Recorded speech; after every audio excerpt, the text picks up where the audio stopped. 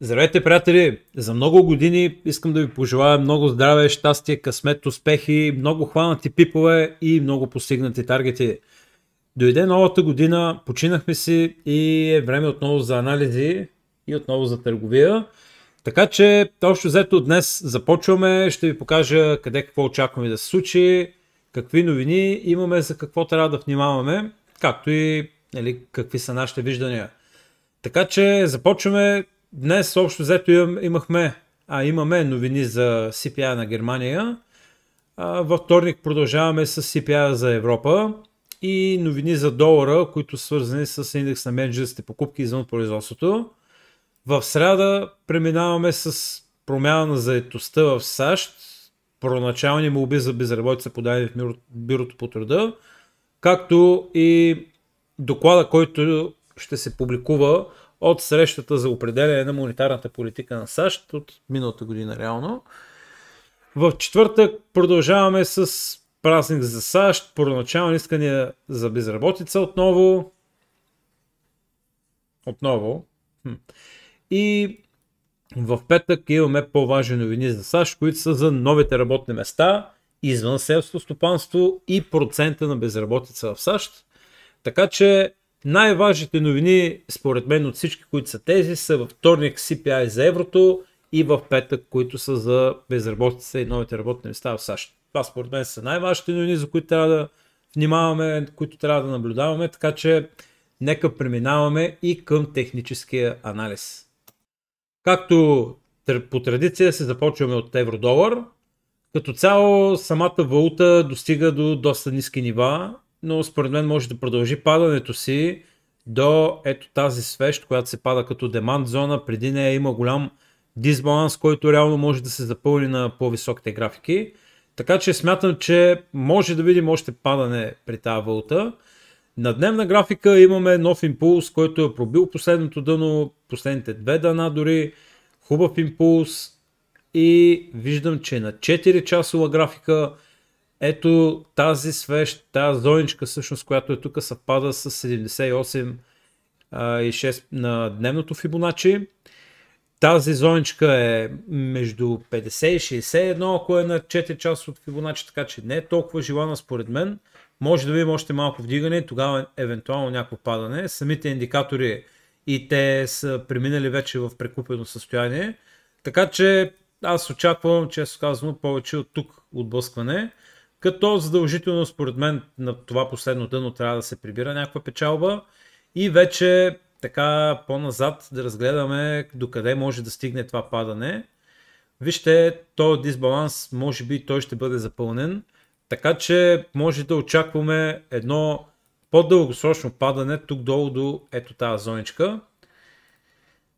И ще си отбележим, за да знаем реално докъде може да видим падане, защото тези зони трябва да се наблюдават. Даже това е доста голямо падане, което може да стане.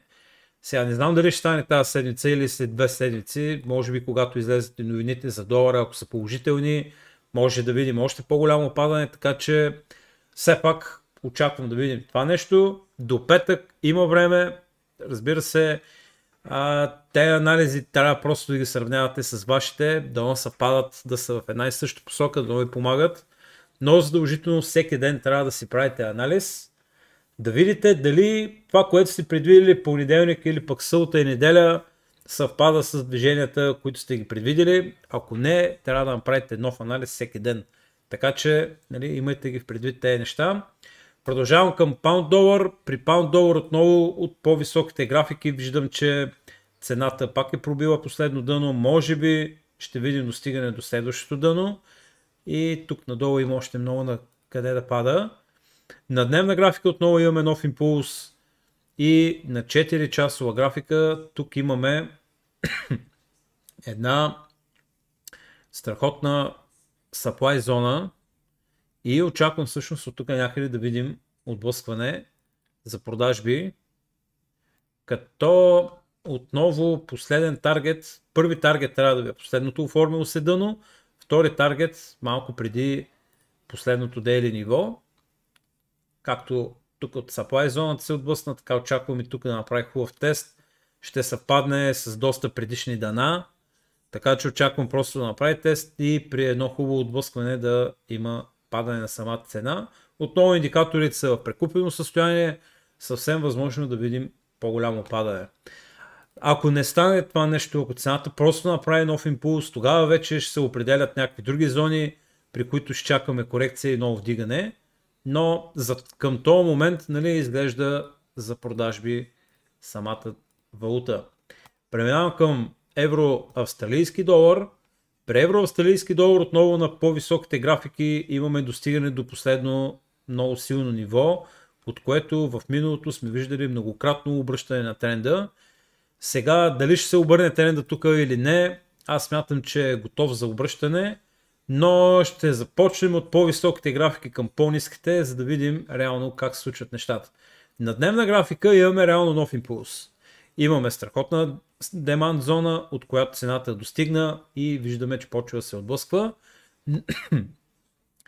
Но на 4 часова графика реално имаме нов импулс, имаме оформен двоен връх, който вече е изпълнен.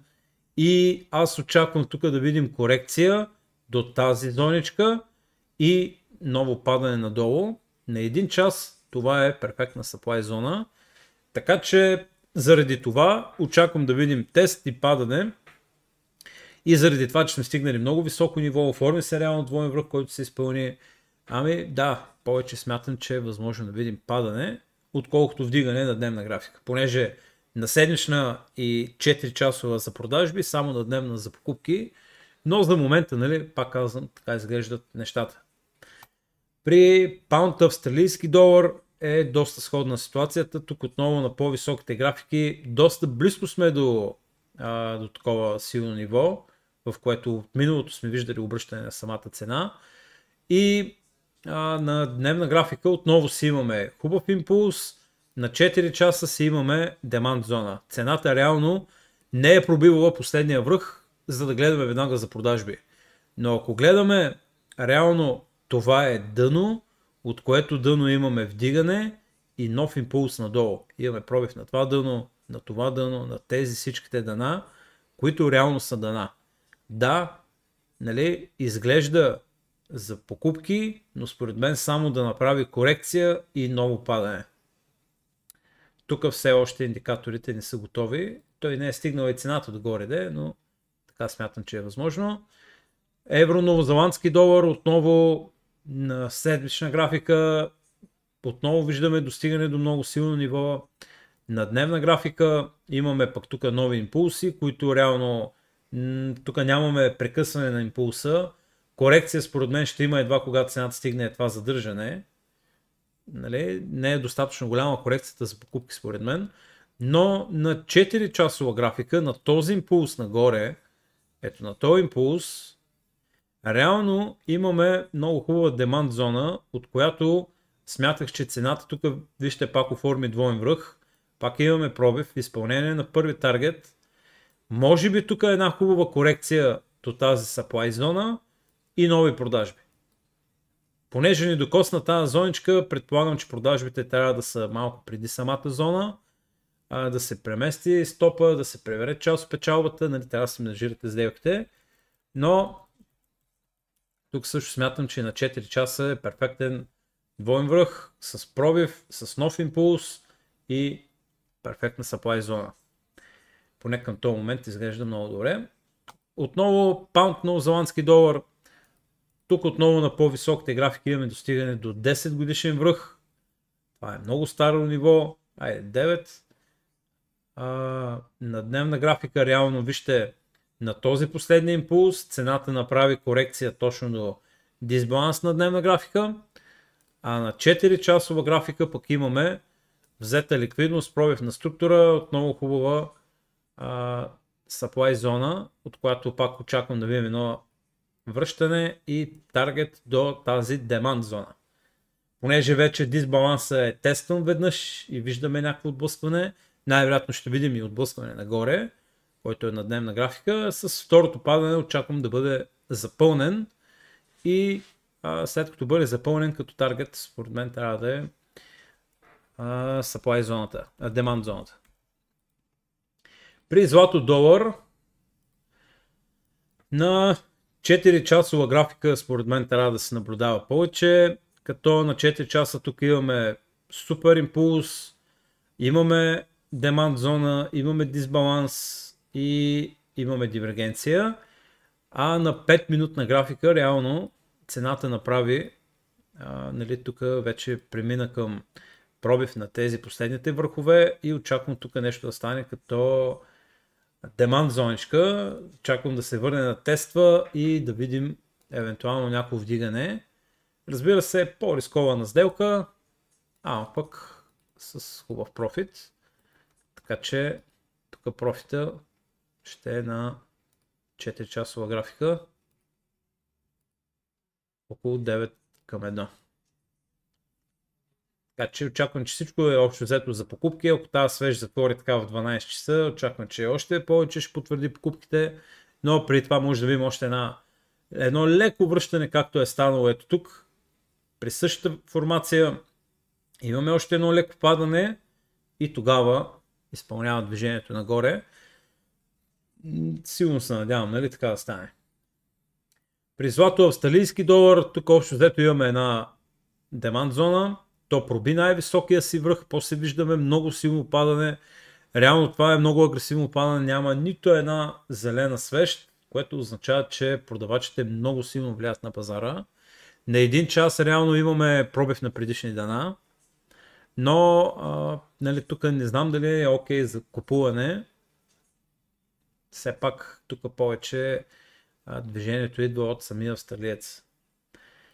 При биткоина аз лично смятам, че може би е започнало да се оформя някаква трендобръща фигура и така според мен в някакъв по-дългосрочен план ще видим падане, но пък знам ли, този биткоин той си прави някакви огромни движения. Тук имаме една supply зона, може пък от нея да се отблъсне, но очаквам падане при него.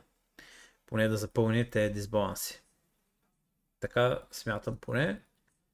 Така ми изглежда, защото и при Етериума е по сходен начин, перфектно квазимодо и е доста възможно цената да се върне или до този ордер блок, или да запълни дисбаланса и да започне да пада.